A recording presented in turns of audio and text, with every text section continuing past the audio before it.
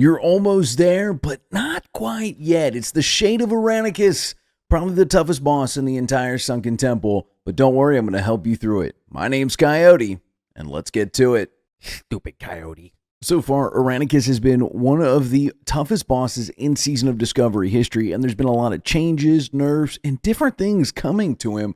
But I gotta tell you, there's a way to make this fight super simple, and I'm going to help you out. Let's start off with his abilities. First off, we have Bellowing Roar. Now, he's going to cast this throughout the entirety of the fight, so make sure you have somebody ready to kick it, all right? It is a 6-second fear, and if you're not able to recover, it's going to be a quick wipe for your raid team. Next is Lethargic Poison. Now, this is going to put poison down on players, inflicting 300 nature damage every 3 seconds for 15 seconds. It's going to reduce players' ability to hit as well as increasing ability cost by 100%, so you're going to want to make sure this gets dispelled as soon as possible. Next, we have Thrash. It just gives the boss an extra attack, so be careful with this. Followed up by, of course, because it's a dragon, it's got a tail swipe mechanic, so make sure your melee are nowhere near his backside. Then we have the tank mechanic. This is Corrosive Breath. He's going to breathe a wave of corrosive magic at the target, inflicting a lot of nature damage to him, and then reducing their armor by 33%. You're going to want to tank swap as necessary with this one. Our next ability is an important one. It's called Deep Slumber. This is where Eranikus is going to put large clouds out that are going to be very important for the next ability.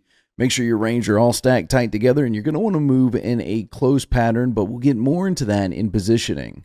These clouds are harmless. All they do is reduce damage taken by 99%, and they will jet you out the way you walked into them. But you need them to avoid the boss's final ability, which is Waking Nightmare. Now, this is going to affect 30,000 shadow damage to all players, but as long as you walk into one of the clouds right before he casts it, you're only going to take 99% reduced damage, waking you up from the dream. Next is the Lumbering Dreamwalker. Now, he's going to cast 2 of the same abilities as the boss, Lethargic Poison and Deep Slumber. Unlike Eranikus, the Lumbering Dreamwalker is able to be CC'd, so you want to stun and interrupt these abilities as much as you can, and pick one to target and burn the next one down. Starting in Phase 2, you're going to see these little guys, the Nightmare Whelps. All they're going to do is shoot acid shot at you, so you're going to want to cleave them down. Finally, we've got the Nightmare Scalebanes. Now, you won't see these guys till Phase 3, and their only ability is Acid Rain. All right, this is going to inflict 1,000 nature damage to anybody standing in these little orange swirlies when the ability hits. So, just move out of them. Let's start off with the tank. Have him tank the boss parallel to the back wall. It doesn't matter which way he faces. He could face left or right, just so long as that he's staying with his wings touching the wall. Next, have your melee and healers stack within melee range on the side, not too close to the backside. Having your healers in melee range will have the threat that they generate help pick up the whelps and bring them closer so your off tank can grab them, bring them into the boss, and that way they can be cleaved down. Finally, for our range, find a good stack person and stack in a good distance from the boss. You guys are going to move in a specific pattern to drop the Slumbering Dream Clouds. That way they can be used quickly by your tanks, melee, and healers.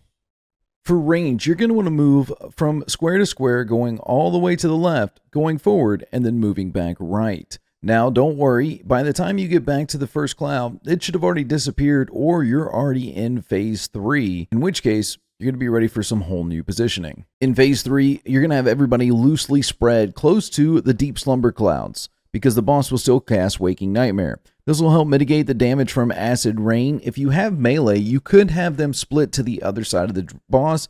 Just be careful not to get hit by the tail swipe. Now it's time to talk a little strategery. Phase 1 is from 100 to 70%. Make sure you're kicking Bellowing Roar, have your range move in that stack pattern I showed you, and you're going to take the boss down to that first phase.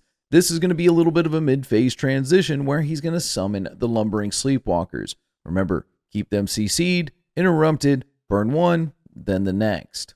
If your DPS is high enough, you may skip a Waking Nightmare in Phase 1, in which case you need to be looking out for it almost immediately rolling into Phase 2. After the Lumbering Dreamwalkers go down, the whelps will spawn and the boss will wake up. Now, if your healers are already in melee range, their HOTS and any other heals are going to generate a lot of threat and drag all the whelps to the boss. This is where they can be cleaved down by all your cleave classes, and you're going to pretty much be repeating Phase 1. Make sure to deal with any whelps as they come up and keep the Bellowing Roar kicked.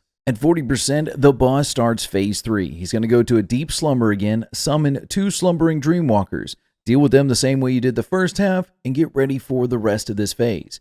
Instead of summoning just nightmare whelps, he's also going to summon the nightmare scalebanes. Now we've assigned several threat generating classes like druids or paladins to go around and pick up the scalebanes while everybody else just burns and focuses the boss. This has been the easiest way to deal with it other than trying to shift focus, interrupt, and deal anything else like that. If you have any classes with 5-minute or long cooldowns, we highly recommend just shifting these to this phase so you can just burn the last 40% of the boss. He'll still cast Waking Nightmare, so you need to be ready to hit a deep slumber cloud. That's it. That's Eranikus. Once you get the positioning down and understand what the abilities do, this fight is a pushover, and you're going to walk into an even easier fight next. My name's Coyote. If you found this guide helpful, do me a favor, subscribe to the channel, like the video, share it with your friends, drop a comment if your guild's doing something different that works out for you. I want to hear about it. As always, happy adventures.